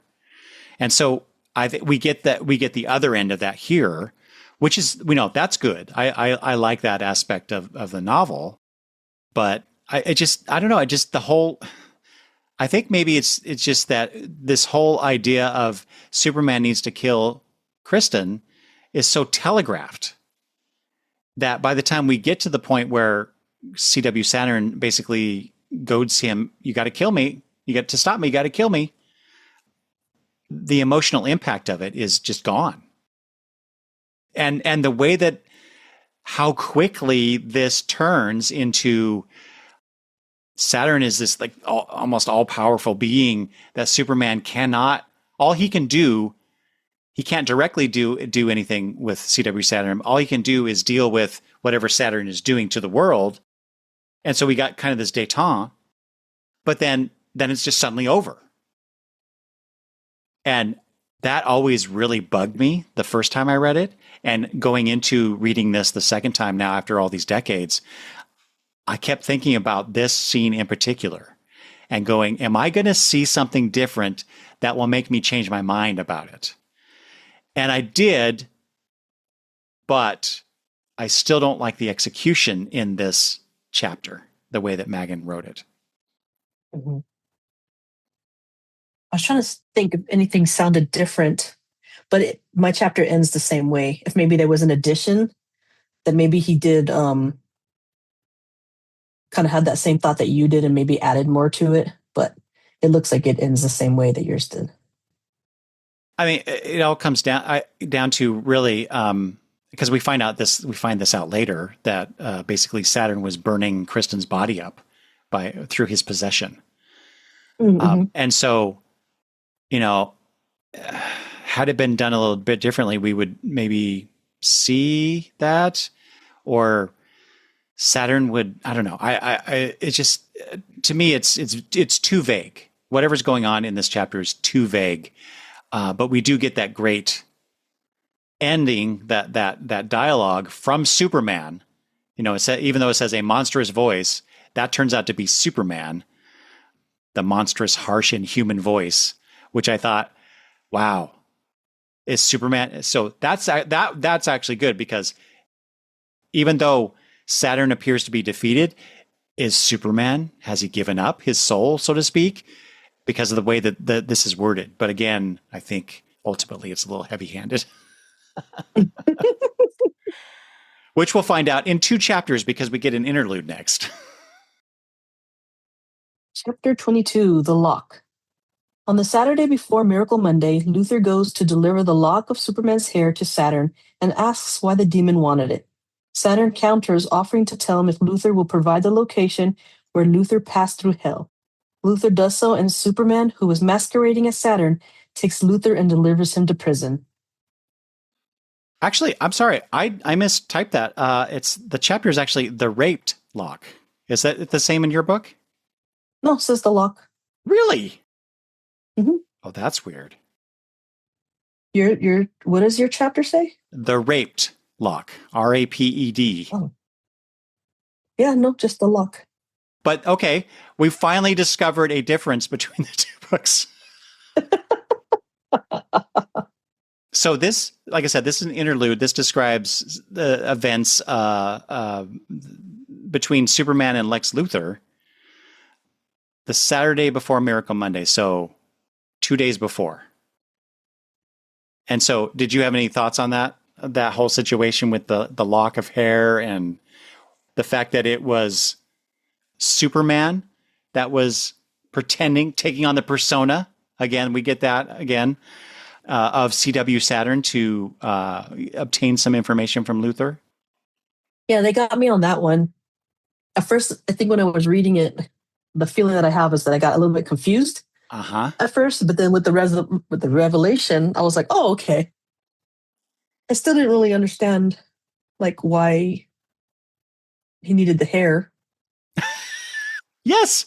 Anyways, but this is like, that's the question I have in my notes too. Is like, well, why did Saturn want a lock of Superman's hair? How did Superman figure out that Luthor was behind Dr. Skavarsky?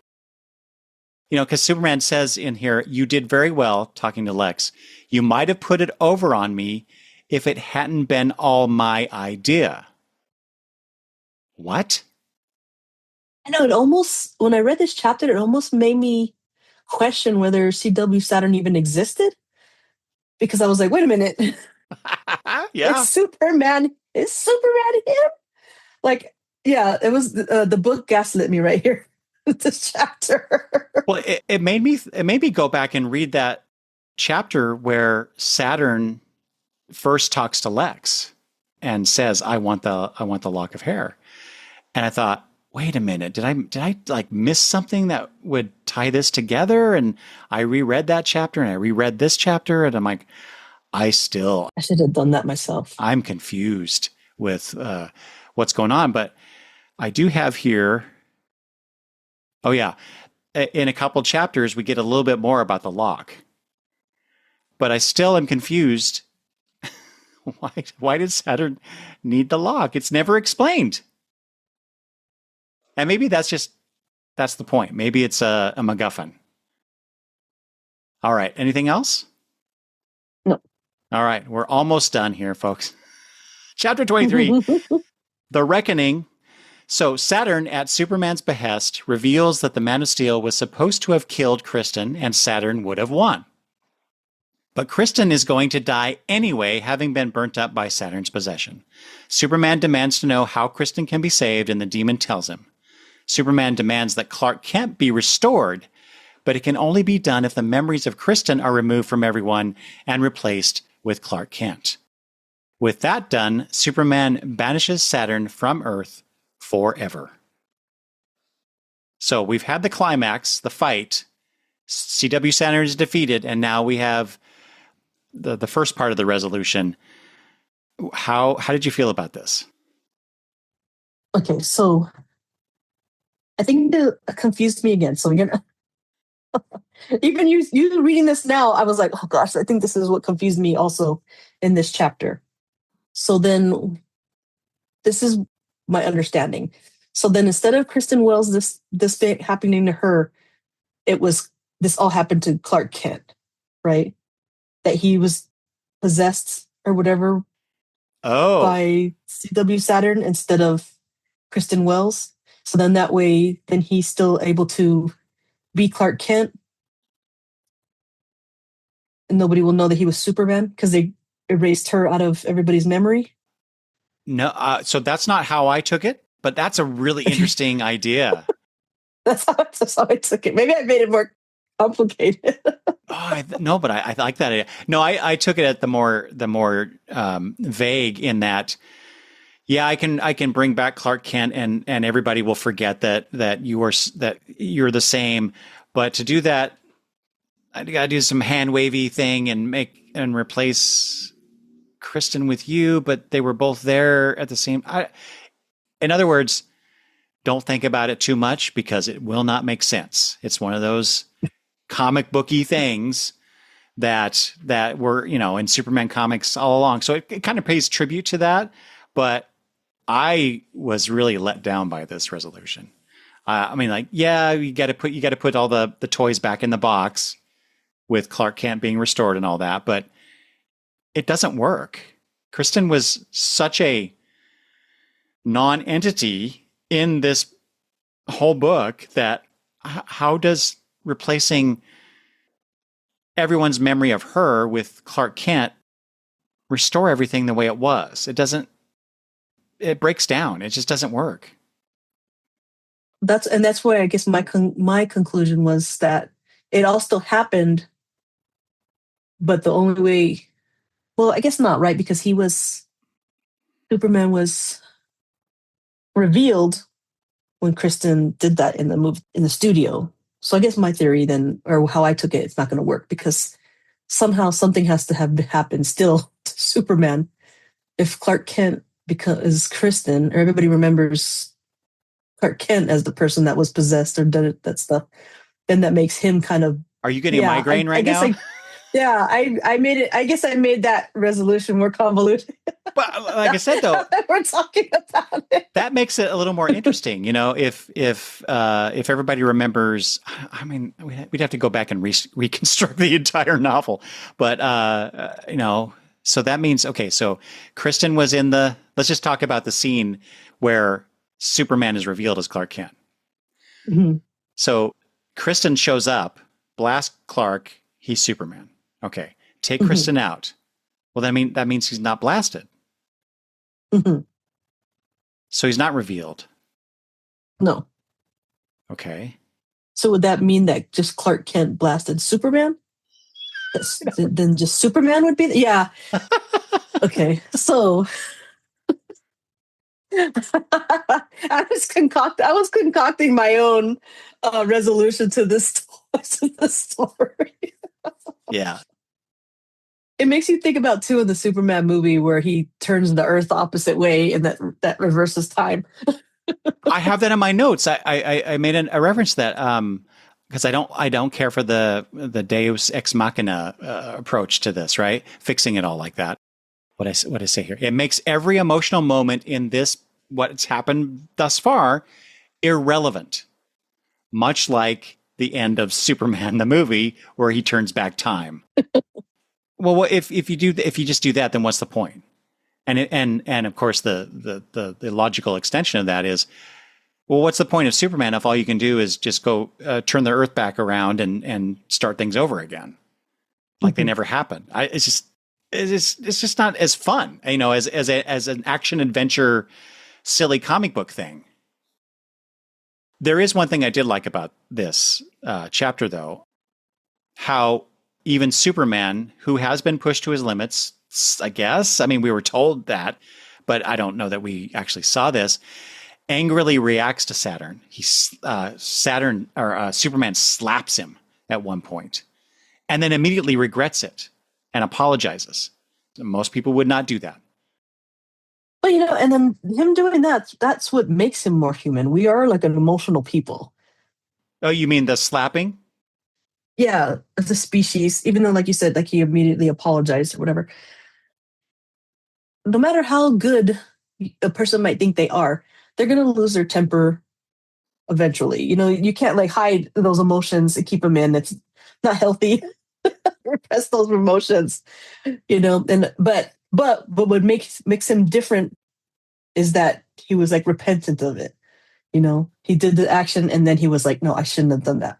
Mm-hmm. Yeah, that's what I wrote here. Is I like how human this makes him appear, even though I'm like, would he really? Maybe slap him, but then he spits on Saturn too. I'm like, that's a little much for even angry Superman, but okay. That's much for most people. I'm not going to spit on anybody. Yeah, right. I mean, if you're already slapping, there's no point of spitting. Exactly. I can see myself slapping somebody, but spitting on them? No, that's a bridge too far. All right. Unless you have anything else about this chapter, we are in the final stretch. Okay. So chapter 24, The Miracle. And Eric's notes here, read the first paragraph on page 195. Okay. If you don't mind. Yes, sir. No, of course not. Actually, go ahead and read the summary, and then we can come back to that. There's no summary. Oh, did I not give you a summary? No, there's final entry. I don't know if that was supposed to be. Oops. Yeah, sorry about that. I must have accidentally cut that out. So let me read the summary, and then you can read that first paragraph. Okay. Superman creates the serum and restores that Saturn told him about and restores Kristen. They have a conversation about Miracle Monday. She also remembers everything that Saturn did while it was using her body. She also reveals that Jimmy Olsen is her ancestor, explaining why she did not go on a date with Jimmy Olsen. Superman tells her how he fooled Luthor and gives her the lock of his hair. She then returns to her century. Okay. So here's the first paragraph of the miracle. Shortly before 4 in the afternoon on the third Monday in the month of May, the people of the city of Metropolis learned the meaning of joy. They had no explanation for this feeling, and there were gaps in their knowledge of what had gone on in their lives so far that day. It was as though they were all waking up, or at least opening their eyes, for the first time in an awfully long time. The first thing many of them saw was the red and blue figure of Superman drawing a line across their sky, and he became the symbol of their joy. It felt like a miracle, though none could say why. And thus we get the origin of Miracle Monday that survives into the, 29th century? I think that's where she's from. Okay. So Superman saves Kristen. Great. We get a little explanation, some final threads being tied up. That's wonderful. I still don't understand the whole lock of hair thing yet. We get that in the next thing, a little bit anyway. But the reason I wanted you to read that opening paragraph is like, this is the whole reason for the book.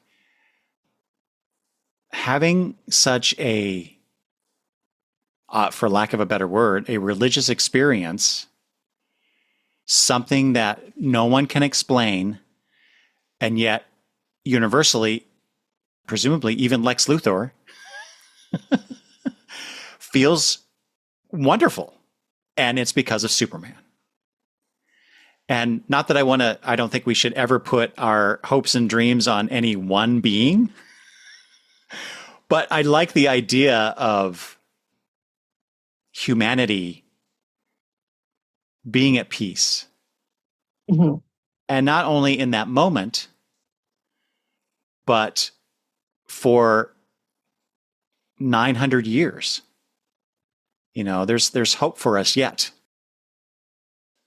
Unfortunately, I don't think that's the case in reality ever. Because we're just too crappy of a species. But what Earth is this? I'm just kidding. But reading something like this, it makes me feel better, at least in the moment. So how did you feel about then you experienced the miracle. Yeah. Well, I mean, not in the way that it's described earlier in the book, but or even at this point, But I just like the idea of it. What are your thoughts on Miracle Monday? This first Miracle Monday. I mean, yeah, that first paragraph, I feel like just like kind of sums it up, like you were saying. And just cleaning everything up after that. So I don't really have too many thoughts on it. But that first paragraph is kind of like you said, like a nice feeling, and nobody knows why. But aside from that, I don't really have any other thoughts on here. I don't really either. It's just it's a nice little. It's the first. Let's tie the bow up a little bit, to tie some things up. Yeah. But we still get a little bit more in the next, the end chapter. And since you started, do you have something else? Yeah, I was going to just go back and just say that I did like how she kind of explained a little bit of herself now, because she could be like herself to Superman. I thought that part was kind of cool. Mm-hmm. It almost made me kind of want him to go in the past and like follow her. Because did they say, because he doesn't age the same as humans, right, Superman? Because isn't there at one point like he's, maybe I'm thinking of something else or another story where he's like 100 something years old or something. Yeah, I think maybe that's something that came in later with the character, but at the point in which this was written, I don't know that they had established that. They kept it very vague. So that was one of the things that I kind of was thinking, that how cool it would have been like if he could kind of go back with her and maybe just get a glimpse of like what the future would look like. Oh, yeah. after him or after Miracle that that she's describing to him. But I did like that they got to have that kind of conversation. It also reminds me a little bit of the Legion of Superheroes and how Superboy, the legend of Superboy, inspired teenagers in the 30th century to form their version of the Justice League of America. And this is 1,000 years before that, and we have Miracle Monday. I don't know that they've ever done anything with that, like try to tie those things more closely together. I do have some notes to go over here in terms of Kristen Wells's legacy in comics, but I don't think they've ever kind of tied the whole Miracle Monday in the 29th century to the 30th century utopia that is the Legion of Superheroes. Okay, so she does pop up later on then in comics? In comics, she does, yeah. Okay, because her name did sound familiar, but I wasn't sure. Anything else? Mm-mm. So since you started this whole book with the chapter from Kristen, do you want to go ahead and take us to the end here with the final entry? Final entry? Sure. Kristen reveals that the lock of hair Superman gave her was not his hair after all, but a genetic duplicate created by Luthor. Her theory is that Luthor did not hate Superman enough to send him to hell. She concludes that Superman was correct in assuming that even where there was good in all life, a good that made it important to treasure that life. So this tells me that C.W. Saturn did indeed want Lex to obtain a lock of Superman's hair. Lex created a duplicate to fool C.W. Saturn because he didn't hate Superman enough to send him to hell. Mm-hmm. That's all good. Still don't know what C.W. Saturn wanted to do with that freaking lock of hair. And two, how did Superman find out about this? And how was it all his idea, as he revealed to Luthor in chapter 22? Okay, so let me tell you my theory. Okay. I don't have a theory, so this is great. Okay. So just because we're reading this all over again had made me remember what I was thinking. And as you can already tell, I have a big imagination. Okay, all these theories I've been having in this book so far towards the end. So I was thinking that he wanted his lock of his hair for his DNA to recreate like a Superman for his own purpose. Lex does. Like to be able to create. No. C.W. Saturn. Okay. That he wanted to be able to create like his own version of Superman, or to make a body for himself and be Superman. Does that make sense? Instead of, because an alien body probably would withstand his demonness being inside of him, whereas a human body wouldn't be able to. Okay. So it's either one of those two things. Either he just wanted to create, like how they were saying, like how, and I don't know if this is always how Superboy is, but Superboy is like created like part Superman, part Lex Luthor, right? Now made Superboy or made Connor or whatever. Something sort of like that, where he either wanted to create his own version of Superman, or he wanted to create another body, like clone the body for him to house himself in. That would be more powerful and sustain him in it, like a vessel. Yeah, and if any of that was actually in the novel, I'd be okay with it. But that's there's no inkling that any of that that good theory is going on here, and that's my frustration. Is like it seems like There's the lock of hair is choose your own adventure in this this book.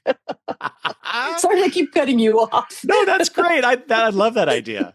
Oh, someone should now get Maggin's permission and make a choose your own adventure out of this. Well, you should, because you brought it up. Oh man, I'm sorry. What was your thought? I don't have a thought. That's the problem. Is like I'm still trying to figure out this little plot point that he threw in, and wrote a wonderful little chapter about it with Dr. Skavarsky, and it doesn't seem to go anywhere.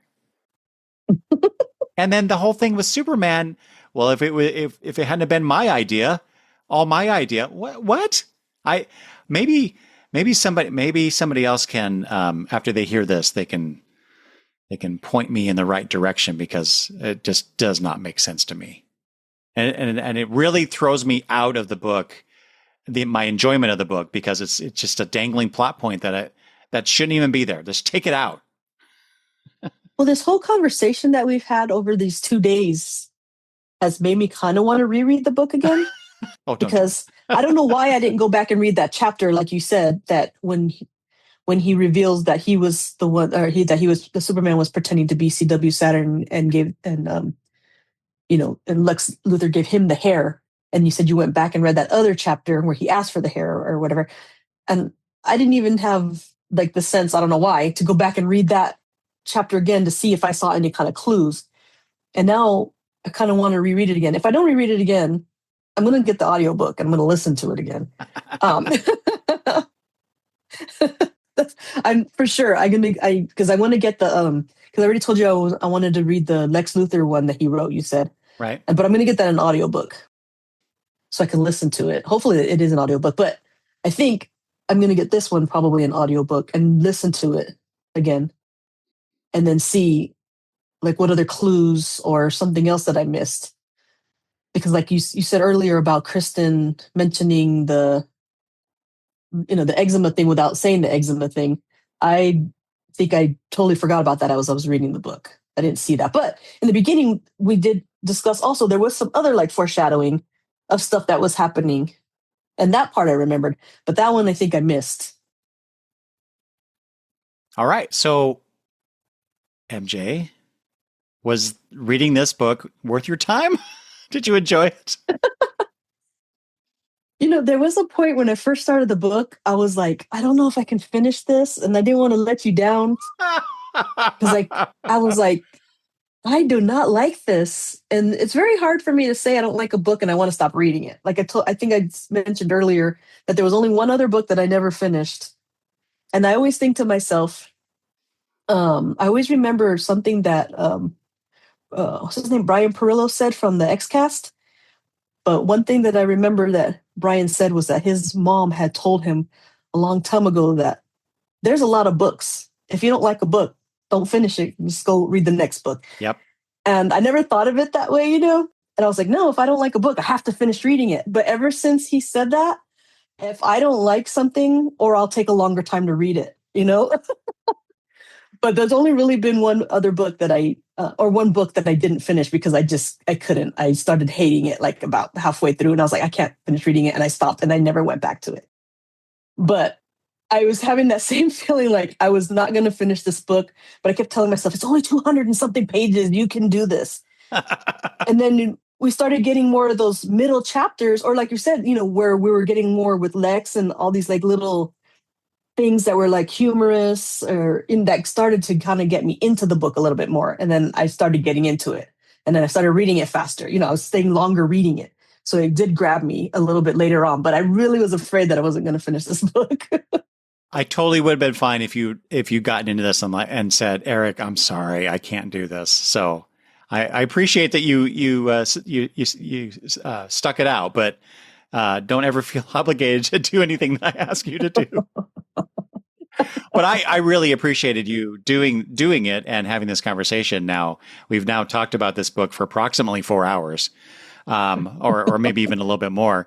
But I came away with this with a much better appreciation for Maggin's craft, for the way he describes things, for the way he builds up a plot, how he pays it off later. But the inverse of that is he failed on many levels for some of those same qualities. So it's a very uneven experience. Whereas obviously when I read it when I was 12 or 13, when I first read this book, I just read it for the adventure that it was.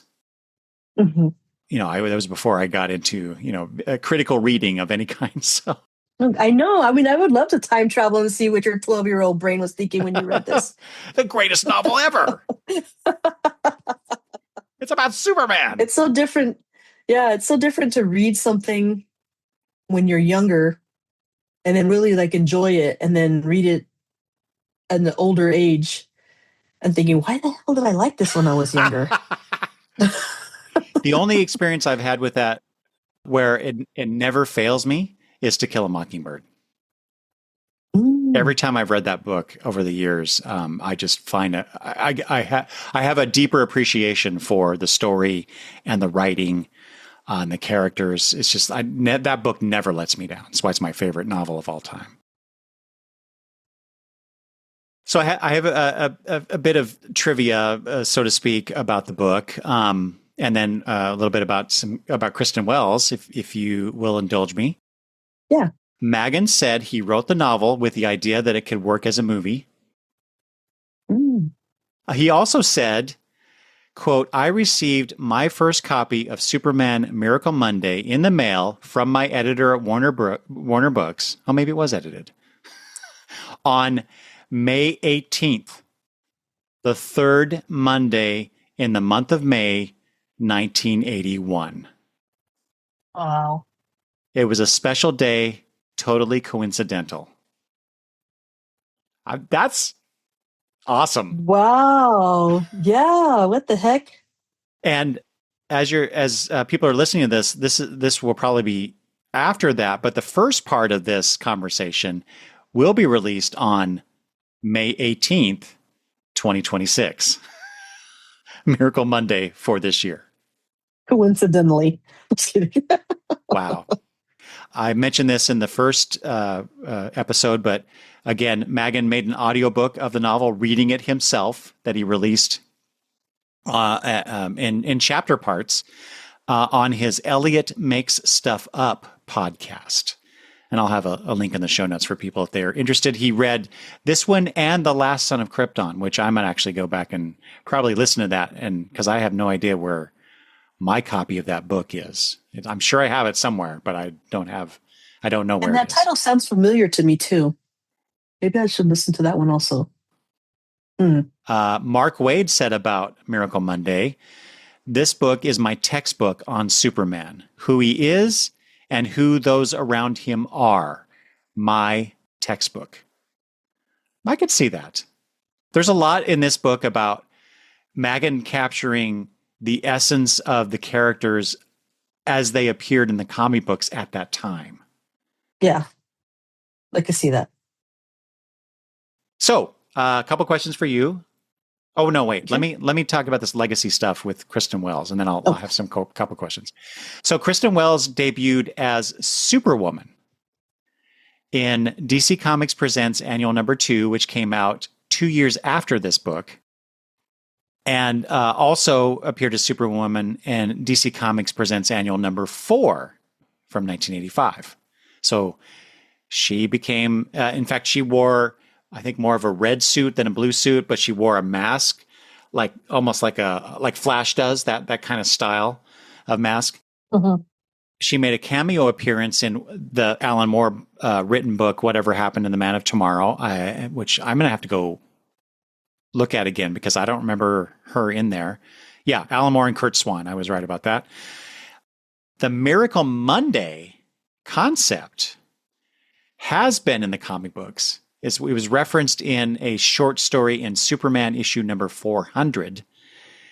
And apparently, I just read this. I have not seen it in an episode of Superman and Lois.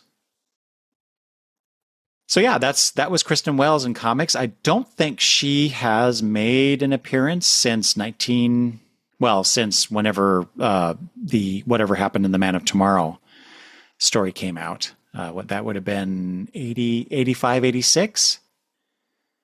Did you look her up? So that episode is season 2, episode 15. Oh, okay. Of Superman and Lois. I did. Her costume looks pretty cool. I want to read this then. Superwoman. It makes me want to pull out those DC Comics Presents annuals and read those again. So I might do that. Okay. Final questions for you. Okay. Does this make you want to read more Superman comics, Bronze Age comics specifically? I definitely, I'm not going to say that I want to, but I definitely need to read more older Supermans. Because I've read more, I don't want to say current because I haven't read any in a few years, but the last ones I was reading was like Action Comics and just regular Superman for a while back in like, I don't know, 2012, 2013. So it's been a while since I've read any Superman. And then, but I haven't read a lot of the older stuff. Okay. So, final question. What's the biggest takeaway about this book that you have? I think my biggest takeaway is that there's some interesting, like I think I've mentioned before, some interesting ideas that would be fun if it hasn't already been done by the author already someplace else to like I want to see, like I know we already talked about that, I'd like to see this Lex Luthor. So I'm hoping that when I get that other audiobook that it's that same kind of version of him and not a different one, because I'm really interested in seeing like what kinds of things he gets up to in that book if it's the same version. And just like kind of also just interesting to see more of Clark, because this was new for me, seeing him as a TV anchor. Would like to see, I'm a little bit interested to see more of that, because I did like that too. So those are kind of the two like concepts that were new to me that I really enjoyed and I'd like to see more of. Oh, good. And Kristen Wills now. Yeah. It definitely makes me want to go back and read some of those Superman comics from around that time, just to, I don't know, soak in a little bit more of Bronze Age Superman, and because I missed a lot of that, because I wasn't actually reading a whole lot of Superman comic books at that time. I was reading other things, I guess, but definitely became a much more prevalent or prominent Superman reader as years went on. So. Yeah, because a lot of my comic reading early on was, like I said, was my uncle who had passed away. He was a big comic reader. And I think I have said before, like, I think if he was still alive when I found the X cast and then heard Peter talk, like, I feel like like, the knowledge that like Peter has, like, that was my uncle. So sometimes when I hear him talk, I'm like, oh my gosh, they could have had like some crazy conversations. Because my uncle was like an encyclopedia. So he usually always just gave me like storylines that he wanted me to read. So that's why it's always like something like that. You're like, or that he would give me that and say, you got to read this storyline, and then I would read it. They always try to get me to read Avengers, and I always didn't read them because I'm not an Avengers fan. Every time I try to read them, I was like, I'm not really interested in seeing them because I like them individually. But I just didn't really like seeing them as a team. I didn't like reading them as a team. I just liked them individually. So I never got into it. He would always try to get me to read Avengers. But Justice League, I didn't have a problem with. Like, I've read a few of those. I like seeing them team up. I feel like there's more of an interesting dynamic with Justice League than it is with the Avengers. But I think maybe it's the darker edges that they all have at times.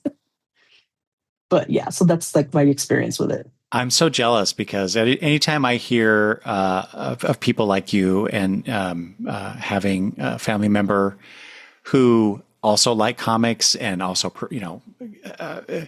helped you develop that love for them, because I didn't have that. With nobody in my family was into comic books, and I certainly no adults for sure. And so I just developed it on my own and tried to involve my parents, and they just had no interest whatsoever. But like I said, I think I said this in the last conversation that we had. My mom, my parents took me to see Superman 2 in the theaters, so at least we had that. Okay. MJ, I want to thank you so much. I have been looking forward to this for so long, as we discussed in the first episode, and just to have you on the show and talking about this book, because that's your niche. That's your thing. I don't usually talk about. I never. This is probably the first time I've ever talked about a superhero book on my podcast. So I can't think of anybody better to do that with. So I really appreciate you taking the time, and it's been a lot. I'm so sorry. That's okay. But thank you for asking me. Yeah, I'd love to have you on again sometime in the future, and we won't spend nearly as much time, I guarantee. Anyway, would you kindly remind the folks about the Nerd Goggles podcast or anything else that you would like them to know about you and what you do? Yeah, well, I mean, you guys can check me out. It's Nerd Goggles Podcast. I'm on iTunes, and I usually drop it on my Blue Sky. The link to it, I'm not like on Spotify or Google or any of those other places. So basically, you could just find me on iTunes, or you get the link from my website, or not my website, but from my blogger, which is nerdgogglespodcast.blogspot.com. Or if you follow me on Blue Sky, which is MJ Starchild with an E on the end, I usually drop the link in there. I do have a Facebook page, which is called Nerd Goggles Podcast. And that's about it. If you like books and you want to hear me talk about books that you might not read, you can listen to it. Or we talk about pop culture. And you can guys ask me any questions you want. And one of my little things that I tell people, sometimes I forget, is if you have any jokes, you can send them to me. And I'll read them on my podcast, or play them on my podcast. Which I've done, I think, once, maybe twice. I think like two or three times, I think. I got a new joke book, so I'm gonna send some more your way. Yeah, do it. It's always a joy. They're horrible dad jokes, but those are the ones I love. So, all right, thank you again. And I will include links in the show notes for people, just in case you want to. Not just in case, of course you want to. You want to go check out Nerd Goggles, and MJ's talking about the various books that she reads, and also just stuff going on in her life. So, which that's quite honestly, that's my favorite part of your show. So. Sometimes it's my favorite part too. All right. So if people have feedback about this episode, please, of course, contact MJ. Or if you'd like, you can send me an email at longboxreview@gmail.com. You can leave voicemail or text me at 208-953-1841. At the time of this recording, I actually got a voicemail from someone new, and I totally appreciate that. I'm hopefully play it here in a future episode, or maybe this one. Maybe I'll throw it in this one. Or you can like MJ. I'm on Blue Sky at Longbox Review. People, if you want a snazzy Longbox Review T-shirt, you can go to my TeePublic store and buy a few things. Otherwise, thanks for listening, and I will talk to you later. Bye-bye.